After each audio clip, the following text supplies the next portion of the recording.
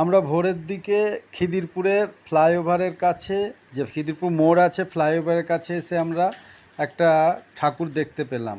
কি মনে হলো, চলুন গিয়ে ঠাকুরটা দেখি।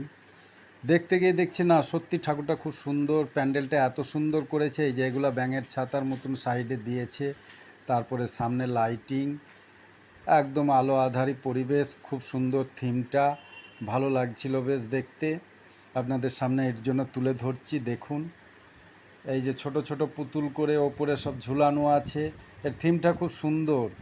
চাষি চাষ করছে, সেই চাষের তার ক্ষুধা যেটা, সে ক্ষুধা মেটাতে পারছে না, সে যাচ্ছে মহাজনদের কাছে, অথচ এই মহাজনরাই চাষির কাছ থেকে সে ধান কিনে, আর সেই চাষি আবার ফের সেই মহাজনের কাছেই যাচ্ছে।